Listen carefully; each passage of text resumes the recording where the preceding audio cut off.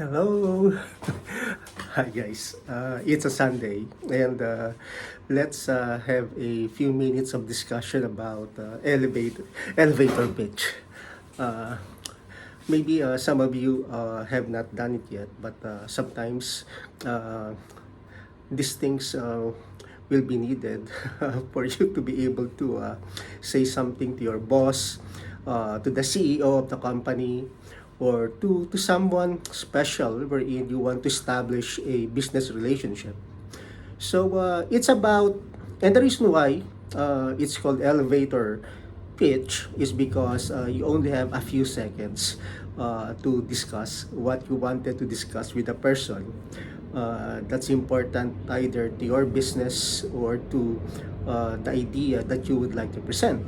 So imagine this, you enter the elevator or the lift and you saw the CEO of the company that you are working with, you're working for, and you would like to probably express your intention to move up the ladder.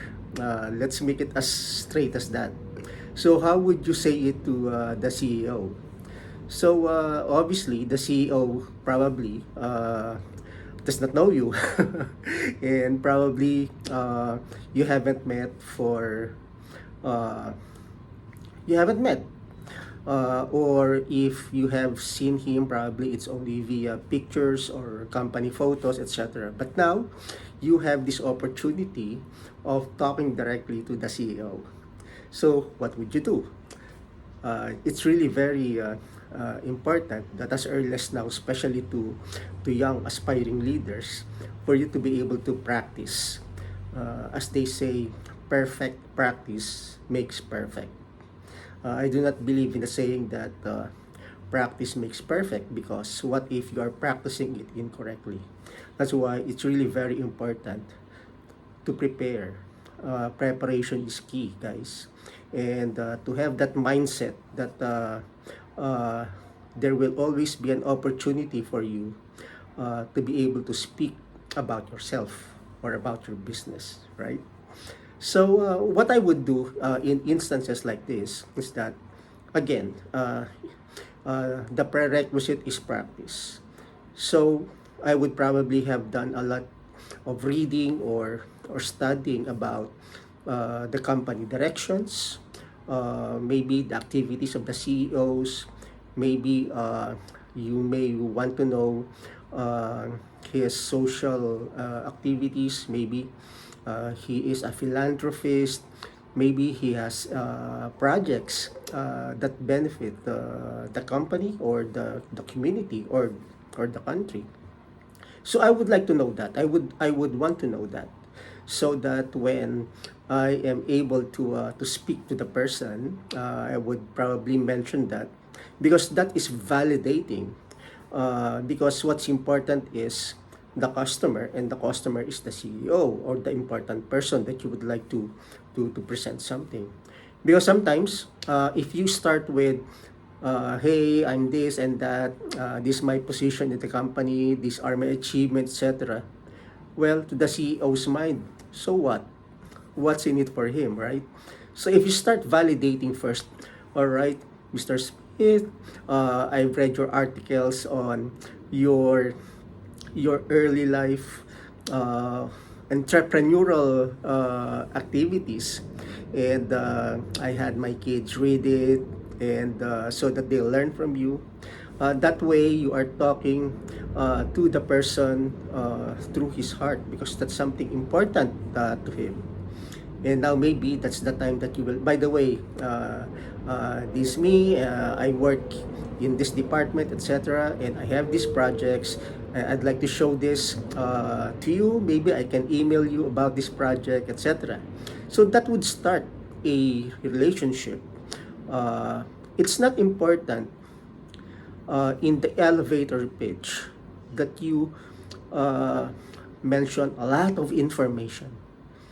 What's important, guys, is that you're able to talk heart to heart in that few seconds, so that the next time that the CEO will see you, he or she will greet you. And that would be the start. Now you have planted a seed. Because to the CEO's mind, maybe you can offer solutions because you know what his activities are, you know what the problems are of the company, and he will now remember, oh, this guy is working in IT, maybe he has a solution for this, right? Because to the CEO, what's important is the solution. Offer a solution. You may be an expert on this, an expert on that, but the CEO has no time for him to really look at a lot of presentation, etc. But if you can trigger something that you have a solution, then that's the start. So the main theme of the story is just planting that seed. And I'd like to spend a few seconds about the Purple Heart.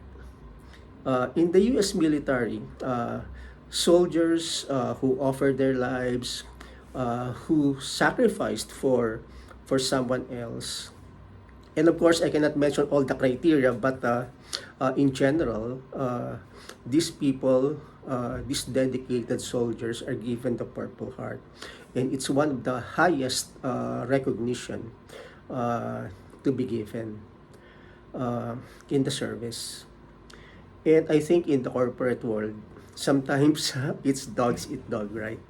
Maybe we can be better off establishing caring, because after all, leaders are supposed to take care of people.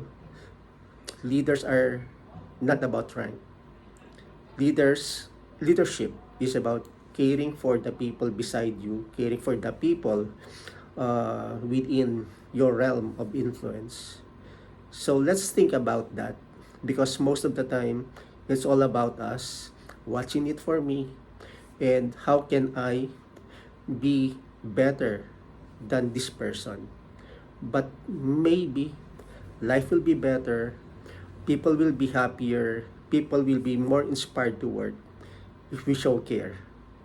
Alright? Remember the Purple Heart. Thank you, guys.